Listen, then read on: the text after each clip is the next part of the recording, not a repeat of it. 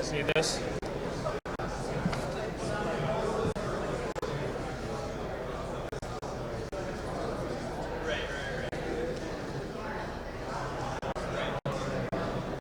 Good. Test, test, test. Good. So we'll get started here a little after 3. Bill and Coach Hoiberg will obviously be up front here. We'll have microphones, one on each side of the room. Tyler and Matt. So if you're looking to ask a question, get their attention, please give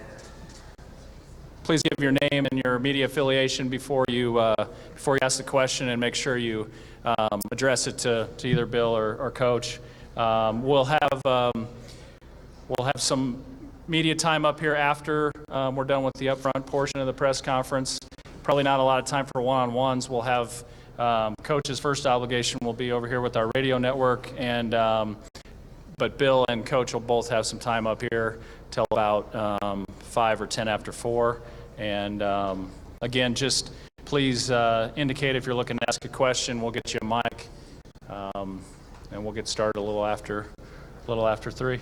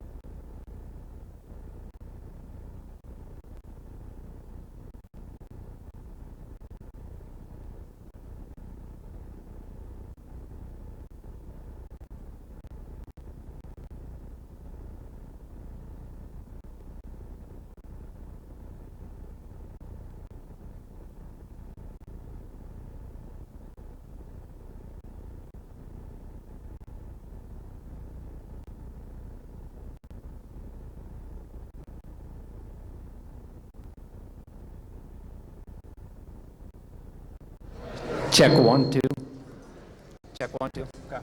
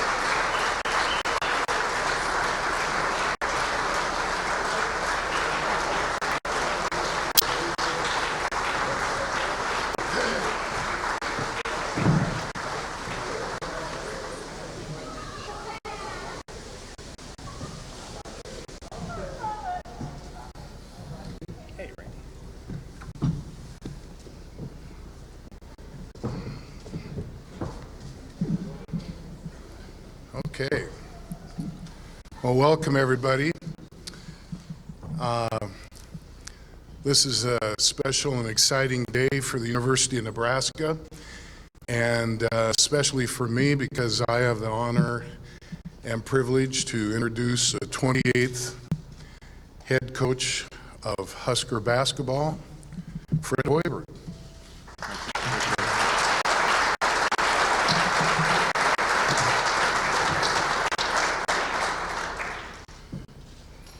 Is it my turn? It is. Okay. Well, first of all, I want to thank Bill. I want to thank Chancellor Green and President Bounds for this wonderful opportunity. It's a very emotional day for me, for my family, a lot of who are sitting over here this afternoon, and we have great ties to this state. We have great ties to this university, and it starts with my grandparents. And I know a lot has been written about my grandpa Bush, who coached here back in the 50s and 60s. But my other grandfather, Otto Hoiberg, was a history professor here for almost 30 years. And to be honest with you, he's the smartest person that I have ever known. And I had a great chance. He moved back to Iowa in his later years and was able to spend a lot of time with him. And those were very special moments to be able to talk to my grandfather because of how worldly and how smart that he was. My parents, who are here today, Eric and Karen, both went to Nebraska. They are alums, 1966. Dad went on to get his master's in '69 and his PhD in '72, which is the year I was born here at Lincoln General. And I don't remember a lot about Lincoln's as a kid. I moved to Ames when I was 2. When my dad got a job offer at Iowa State, he also got a job offer at Kansas. I'll always say I'm forever grateful to my dad for making the right decision. But also want to introduce a few other people. My brother Steve is here. Steve lives in Omaha now and actually taught at the University of Nebraska, Omaha for many years until his current position with Siemens Corporation. His wife Carrie is here, a Nebraska native. Daughter Isabel, my niece, who's in 7th grade, and Emma, who was hired by Coach Miles actually this last year in the basketball department. So you better behave yourself, kid. My cousin Joe is here. He just moved to Lincoln last year. His mother, Bonnie, is also a Nebraska alum. And then my aunt and uncle are here. My uncle Dennis, who is a Clearwater, Nebraska legend. He's a Nebraska High School Hall of Famer. And my Aunt Jane, who also went to Nebraska. And you'll notice Jane at the game. She'll have those basketball half masks on. She'll be wearing that and be the one with the Go Big Fred sign. So thanks for coming. Then also want to introduce my wife, Carol, who's here today. Carol and I can't believe we've been together now for 30 years. And I won't tell the story, Carol, that you asked me to prom when I was a sophomore, but that's when we met. Back at Ames High School, and she's the rock of our family. And when you're a coach, you need a great support system, and I have that. And a lot of that has to do with my parents, my brothers, and also my wife.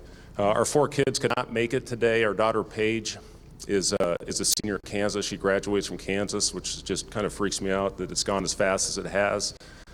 She will graduate in May.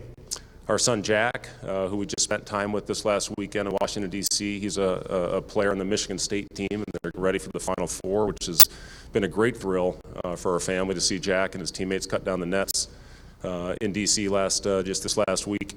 And then our twins, Sam and Charlie, who we were going to bring, but they missed class on Monday, and they're going to miss class again on Friday, and we thought we should probably keep them in school as much as we can. But when you make a move like this, you have to have full support from everybody, and we have that, and it's very special. And the vision that Bill laid out to me when we started talking about this opportunity, I see real potential here to have long-term success, and a lot of that has to do with the facilities that are here. And we played an exhibition game a couple years ago when I was coaching for the Bulls, and I was just absolutely amazed. It was actually a really good game against the Mavericks. Doug McDermott hit the game winner on sideline out of bounds play. We call Larry Bird. That's neither here nor there. But anyway, it was a great moment to see those facilities. We played a closed door scrimmage actually against Doc Sadler back in 2011 when the practice facility was just being built. And I'm telling you, these facilities are as nice as any in the country. And that's a very attractive thing when you're trying to attract recruits to a market like this, and also the fan support. The fan support is second to none.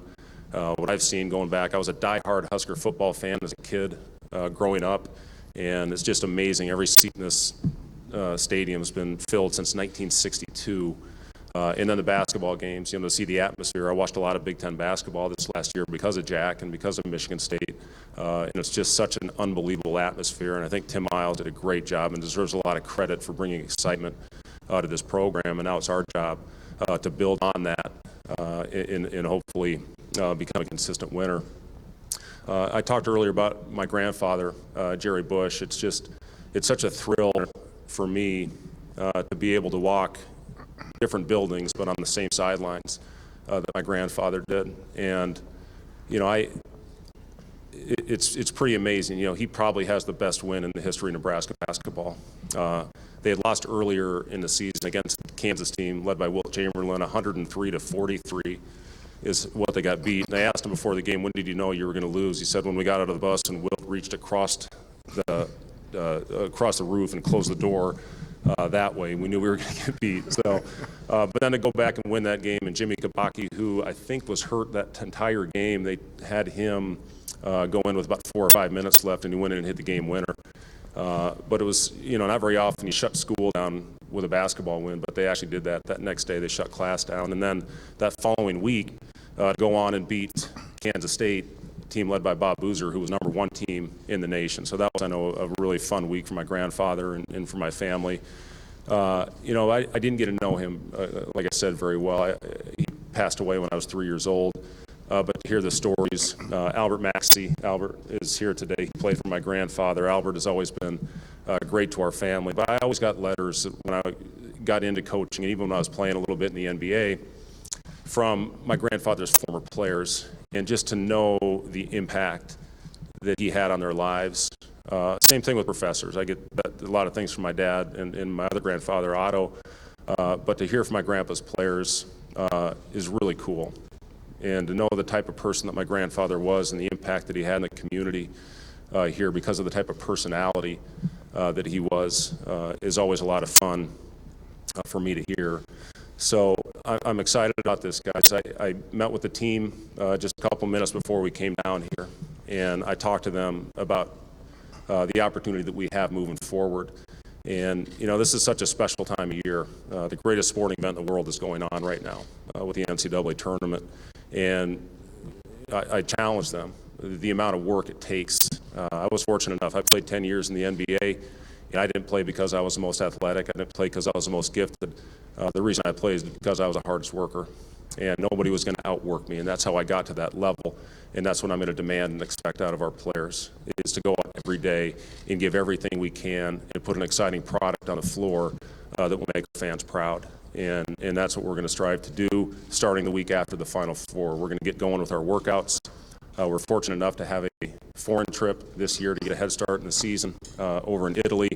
But there's a lot of work to do. I hit the road tomorrow. We're going to get in the plane and we're going to go out and we're going to see some kids and get this thing moving right away. And we lose a lot. There's a lot of really good players that are graduating from this institution, and we've got a lot to replace. And again, our players understand that. And again, we know we have to do everything possible to put ourselves in a position where we're going to be successful and do it consistently.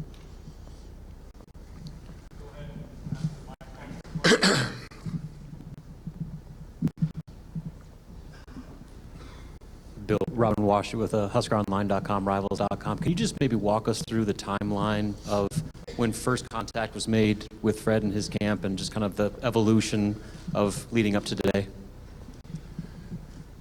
Well, certainly. Here's a little known fact, and I think it needs to be pointed out. We got a great fraternity of coaches here, and Fred joins some other very, very gifted coaches, and they all stick together. And I had one of them, who's a great coach himself, ask if he could come meet with me, and I said sure. And that was Mark Hankins, our men's golf coach, who's won a few Big Ten championships himself, and he brought Fred's name up to me, and I said, well, how do you know about Fred Hoiberg? And he goes, well, he's my classmate, my great friend, and we were roommates in college. And I go, okay, sit down. And because I was intrigued, my boys know all about Fred and what he accomplished as a great college player, and 10 years in the NBA, and was coach of the Bulls. I mean, that's pretty good credentials. But I learned about Fred and his family and his incredible integrity and the things that are important to me. But you got to remember, during that time, I was supporting my coaches and where we were going. We were in a bit of a slump then, and so I cataloged that in my mind, and I went about my business. Later on, I thought it might be smart maybe just to meet the gentleman, and I did. That was on March 4th, and we sat down for a little bit in Chicago, and really just to get to know each other, because as you all know, I like to look at options, and if I did have to make a difference or a change and do something else, I wanted to make sure that I had my list in order, and you've heard about the list. So that's that.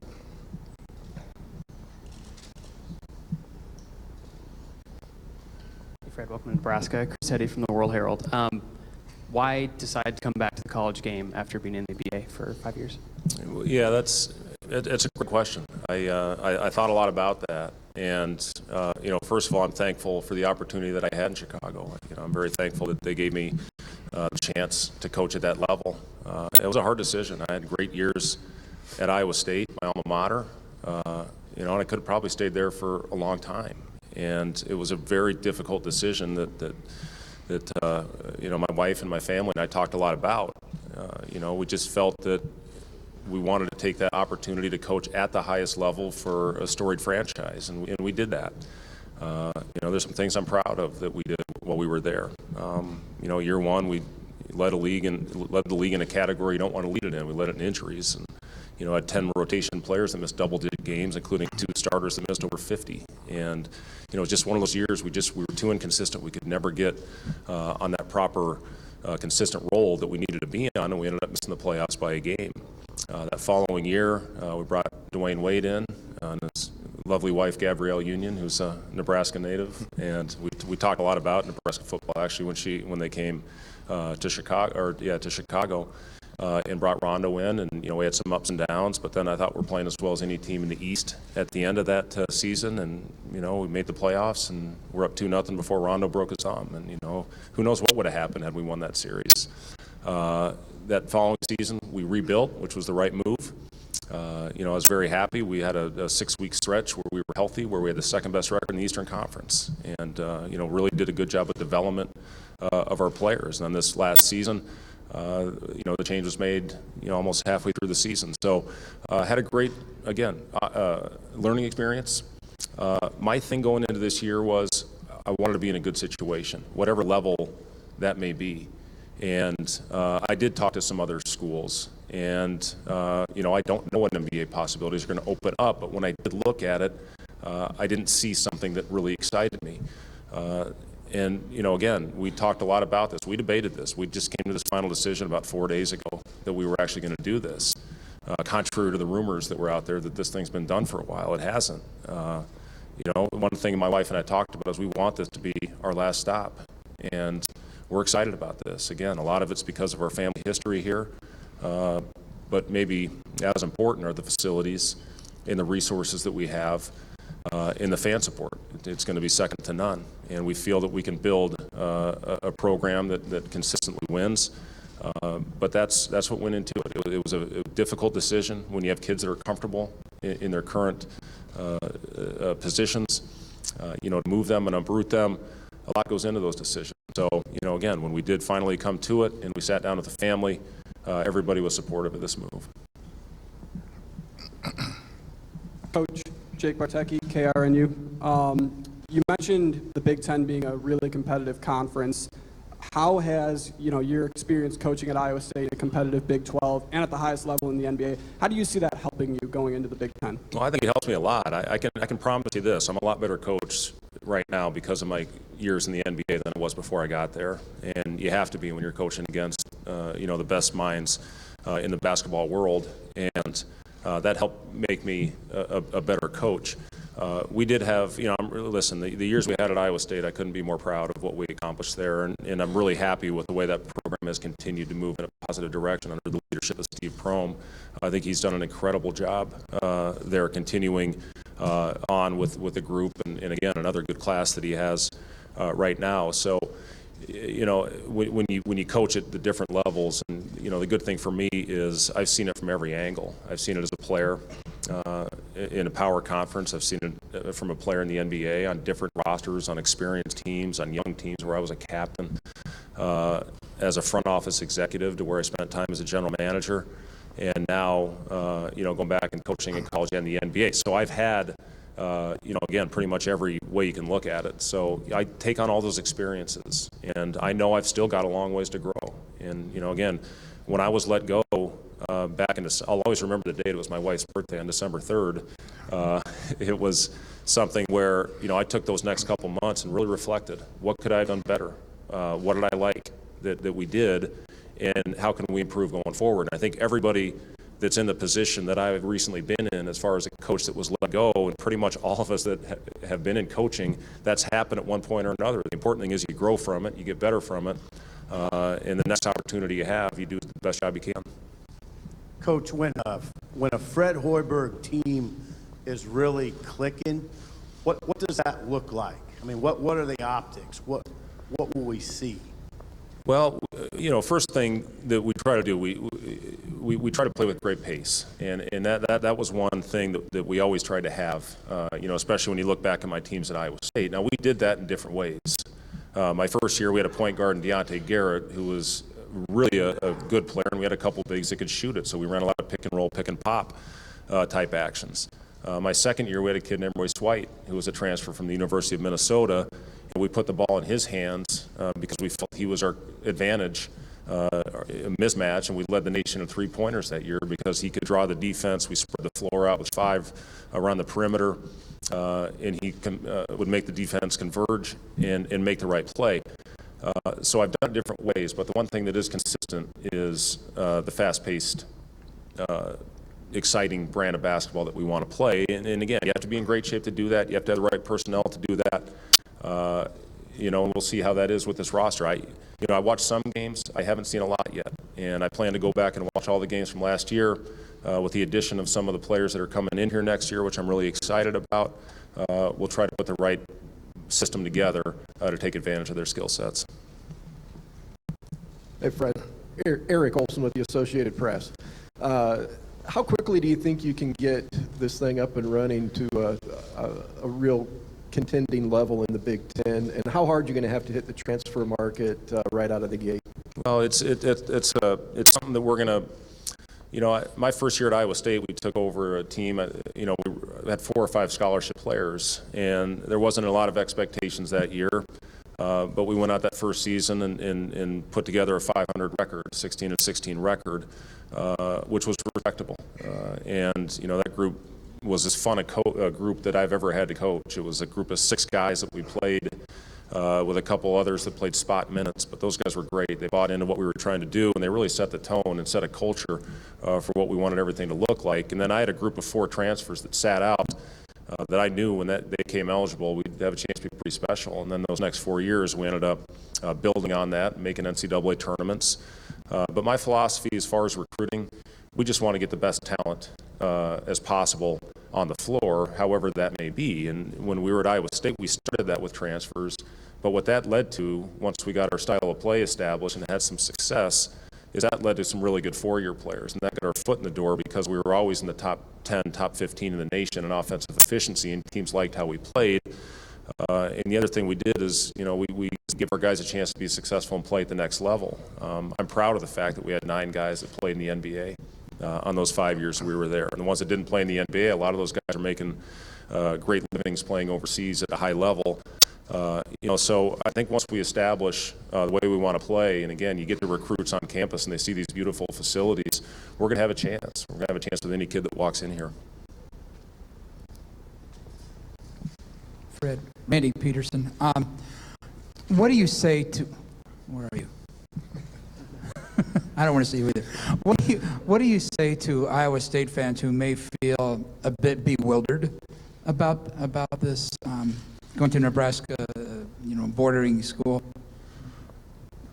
I don't know. What should I say to them? I mean, this is again. I love the direction of Iowa State basketball right now, and I feel we played a pretty important part in the success that program's having. And again, I think the world of Steve Prohm, and I love what he's doing, and I'm excited that Jamie gave him a long-term commitment, extended him again, where he can continue to lead that program to greater and greater heights. But I'm proud of what we did there.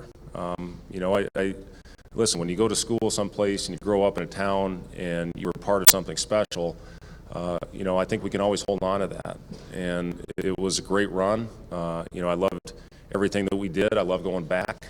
I always try to get back for a football game. I went back for a basketball game this year. I spoke to the team. It's something that's a lot of fun for me to watch. As far as what do you say? I'm excited about the direction of Iowa State basketball. And again, I'll always be a fan because I'm an alumnus of the university. Alumnus or alumni, Dad? What is it? Alumnus? Okay. But again, they've got a great thing going. And I hope that, they would support this situation that I'm in now, and that they would be excited for where we are, because this is something that my family feels very good about. Fred, Chris Bassnett, Lincoln Journal-Star. What was your reaction when Bill first reached out to you, and what was kind of that initial meeting like in your eyes? Yeah, it really was. It was just kind of a get to know you meeting. And, again, I think the world of Tim Miles. And, again, he's a guy that I've had a really good relationship with, and he's done a lot of great things for my family. Not only hiring my niece Emma, but he did some great things to recognize some of my grandfather's teams. And I've talked to him a lot about that. I talked to Tim 2 days ago and had a really good conversation with him. So, I didn't want to say, it really was hard for me to see all the rumors that were out there, because I didn't want to disrupt what was going on. He was coaching the team. He had a group of guys that were playing very well, and I did not want to be disruptive in that. So, the initial meeting with Bill, and I told him, I said, this is just, if you want to get to know each other a little bit, great, but let's wait until this thing's over if you do decide to go in a different direction. And, when that happened, again, we went back and forth a lot. My wife and I, one day I'd wake up, I said, I don't have any interest. I've enjoyed going to yoga with you. I've enjoyed going and drinking coffee with the girls. And it was one of my former coaches called me one time, and he was just miserable. He was miserable. They had a bad week, and he said, what are you doing right now? I said, well, I'm sitting here at my table doing a puzzle in my robe and watching Price is Right. It's pretty good. I liked it. And so, we thought about sitting out this year. And we thought about maybe, do we wait and see what opens up in the NBA? But this situation, Bill, once the decision was made to move in a new direction, we were very attracted to it because A, of Bill's vision, and B, because of the facilities. And again, that for me, 3 years ago or whenever that game was, to be able to see that and say, my goodness, this is beautiful. This is not typical of a college arena to have this and the practice facility and everything about it and the support. So, when we put everything together, that's when we decided to make the move. Tim Kern with KLAN in Lincoln. Question for Coach Hoiberg. I understand you don't have a crystal ball in front of you, but I am curious to know, how long do you think it'll take to get the program to a level of success that you want it at? Wouldn't it be great if we all had crystal balls? Wouldn't life be so much easier if we had that? You know what? I don't know. Again, I met with the players for the first time today, and I've had the opportunity to talk to a few of them on the phone. And, again, we didn't have real high expectations, but we didn't put on limits on the first year when we took over a program that didn't have very many scholarship players. And, I don't know if anybody would have guessed that we would have been back in the NCAA tournament in year 2. So I'm going into this thing with an open mind. And I know this is a group of guys that are going to work extremely hard. I loved meeting today. You looked up and everybody had eye contact with you. And, we're all going to meet individually on Friday to lay out expectations and what our schedule is going to be moving forward the rest of the spring before they go home for the break. So again, if we come in here, we work. My message has always been to the team, if we're the hardest playing, most together team, we're going to have a chance. And that's what we're going to strive to do. Fred, over here. Hi. Hey, Keith. How you doing? Keith Murphy, WHO. Fred, what do you make of this fast-developing rivalry with the Iowa Hawkeyes? You got something better than that, Keith, don't you? Listen, I grew up in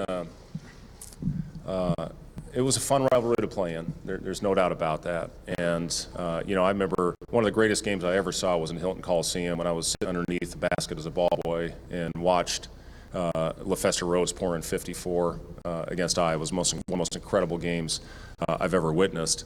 To play in that rivalry was a lot of fun. To coach in the rivalry was a lot of fun. I think Fran has done an incredible job at the University of Iowa.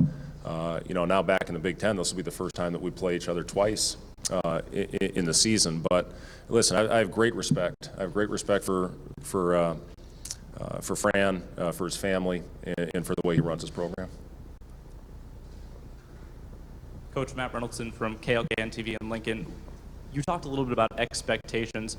Building off what you were saying, is coming into a new program with expectations like this program has had in the last 5 years, is raising those expectations synonymous with raising the profile of a program, do you think, nationally? That's a great question. Again, I don't know. Expectations, we'll see what they are. We lose a lot again. I think the world of, Palmer, hell of a player. You look at Watson, you lose Copeland, obviously, and I know that was a tough blow with the injuries. And we'll see what happens with the transfers and the portal and all that, in the early entry, candidates. So, we'll see. I don't know what the roster is going to look like at this point. So, it's hard to put expectations on a team when you don't know exactly what things look like. But again, guys, I wouldn't have taken this job if I didn't fully expect to turn it around and win consistently. And I talked about Tim earlier. He did a great job of making basketball exciting here at Nebraska. And again, it's our job now to go out and try to be a consistent winner. And that's what we're going to strive to do. Chris Hetty from the Omaha World Herald again. Nebraska is the only Power 5 school to not have won an NCAA tournament game. You obviously won a couple at Iowa State. With the facilities and with the way that you've run the program, do you have any doubt that you'll be able to duplicate what you did at Iowa State here at Nebraska? Well, yeah. Again, I do see great potential here. There's no question about that. And a big thing for us is if you can get these kids on campus, there's a lot of great things to sell, and that's going to be something that we're going to do. Right now, it's a quiet, dead period as far as recruiting until the Final Four is over. But as soon as that is done, we expect to get some high-level kids in here and hopefully, sell them on what we have to offer and put a really good competitive team on the floor next year. Matt Hardesty, Daily Nebraskan. There's been reports of some of the staff you've already added. Could you elaborate on what some of them are going to bring to this program? Yeah, the only one I can talk about is Matt. Matt's the only one that signed his contract. We're still in talks with some of the other ones. But Matt is a guy that I hired as an intern, actually, when I was in the front office as an assistant GM in Minneapolis. And Matt came in, and I could tell right away how good he was. And, he was, the most impressive thing about Matt was his ability to build a relationship. And that's what's so important at any level, is to be able to connect with the players and connect with the kids. And Matt's as good as I've ever seen, not only with kids, but with coaches, with families. And that's what makes him a great recruiter. And, he's going to put us in front of some really high-level players. And, it's up to us to show how we're going to play and show film of what we're going to do and show these facilities. But Matt, I think, is as good a recruiter as there is in the country. And I'm excited to have him on board. Austin Norman, Coach Austin Norman, KRNU Radio. You're a prolific three-point shooter. How do you train your guys to shoot without hesitation and let it fly when they're in rhythm? Oh, you'll see us play. Some people look at the guy next to him and say, "What the hell was that shot?" But we always actually I think all 5 years we led the Big 12 in three-point shooting. And the 1 year we led the nation in three-point shooting. Big thing for our team, again, you can play fast, but you really have to drill it, because if you don't, you're going to be throwing that thing all over the map. And, I love shooting threes in transition. And before the defense gets set, if we can come down and run a ball screen and make a team execute their pick and roll defense early in the possession and play off it with good spacing, we're going to have a chance to get great looks and great shots. We're going to work at it hard. We have a skill development program that I think we're all very confident with, and is proven to make players better and more skilled. And, we took some guys, I had a player named Dustin Hogue who didn't shoot threes when he played in junior college. He became over a 40% three-point shooter in one of the best conferences in basketball. So we put a lot of time into it. We practice it. But yeah, we get them up there. And again, one thing, I was a little bit into analytics when I was at Iowa State, but when you get to the NBA, you really understand how big a part the analytics play in the game, and the numbers that go into it, and where the best percentage shots are on the floor. And if you can create uncontested threes and shots at the rim, you're going to have a chance to have a pretty darn efficient offense. And again, that's something that we'll look to do. Travis Hines, Ames Tribune. Fred, how has, I guess, the landscape of college basketball changed in the last 9 years that when you start to build this program might be different than when you did at Iowa State in 2010? Yeah, it's good to see you, Travis, first of all. Nice shoes. You're not that much different, Travis, I don't think. There's there's more transfers in the game now than there was. There was a lot when I took over at Iowa State, but now there's 1,000 kids in that transfer portal. Back when we first started at Iowa State, there wasn't a lot of schools that were taking transfers. You still would see teams sprinkle them in to help their rosters. But now, it's a pretty big part of teams in how they manufacture a group of players in a roster. So I think that maybe is as big a thing as any. When we got Royce, we were competing against Kentucky. We were fortunate because Kentucky was too far away from home for Royce. But now you're competing against a lot more schools, I think, when you look at that transfer pool. My name is Rex Eckwall. Over here. I played for your grandfather for the first 3 years he was here, and he had quite an influence on me and my life. He was a great guy. My question is, you were quite a football player. Do you anticipate being able to help Scott some with football? First of all, thank you for those words about my grandfather. Scott came and said hello to me today. He actually called me this morning. Very nice of him to reach out. I plan on being on the sidelines. I told him I was with Matt Nagy. I got to know Matt Nagy of the Bears here this last year pretty well, and I went and spent a day with Matt with the Bears and we just watched how he did it and everything, and had a great offensive mind. So I'm going to give Scott a few things to look at. That is one thing. Again, growing up a huge Nebraska fan, I was offered a scholarship by Tom Osborne back in high school, and that was such a thrill for me to be recruited by a guy that I looked up to. It was kind of a larger than life figure, to be honest with you. When you grow up a Nebraska football fan, those were the Tommy Frazier years, and I'm really convinced that he would have put 50 pounds on me and made me a tight end. And I probably wouldn't be here today. I could have been Gronk before Gronk was Gronk. But but that was fun. That was fun to be recruited. And again, I think the world of Scott. Really looking forward. One thing about Iowa State, we had a great community of coaches, and we were all very close. And I'm looking forward to building those same relationships with the entire staff. Hey, Fred, Robin Wash with HuskerOnline.com. You mentioned getting on the road recruiting here very quickly. I was curious just what the response has been with the current 2019 signees that obviously committed to play for a different coaching staff, and then also what your plan is to sell Nebraska on the recruiting front and some of the main pitches you think you're going to make.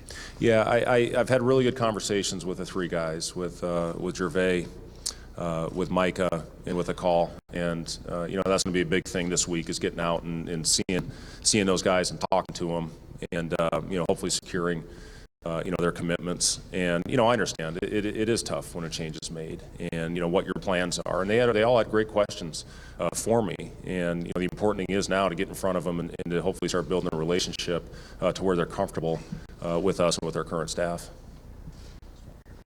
Bill, you've had a quiet day. I'm enjoying listening to Fred. You've now hired Scott Frost, and you've now hired Fred Hoiberg, two coaches that a lot of people have been trying to hire, but you got them. What are your expectations for the Nebraska Athletic Department for the near future? Well, I think we're in real good shape. I've actually hired 5 new head coaches since I've been here, and they're all very high caliber and join a nucleus of very talented individuals. So this is a special day, and it's a fun day. There's excitement in there, not unlike the one you're referring to with football. So the expectations are just this. This is a tremendous university, and we're showing and proving in the athletic arena as well as academically across this campus that we are truly a destination for the very best. And I expect these coaches to be here for a long time, and we're going to see a tremendous amount of respect, and I think we're going to have a lot of fun.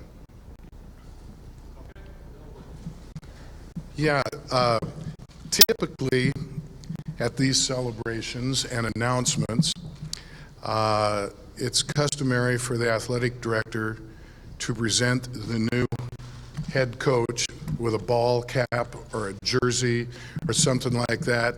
But we are unique. We've got a unique coach with a unique situation. So today, in lieu of a jersey or a cap. You probably got tons of those, and you're going to get more. It's fun for me to present to Fred the original press release of his grandfather's hiring from 1955. So, Yeah, thank you.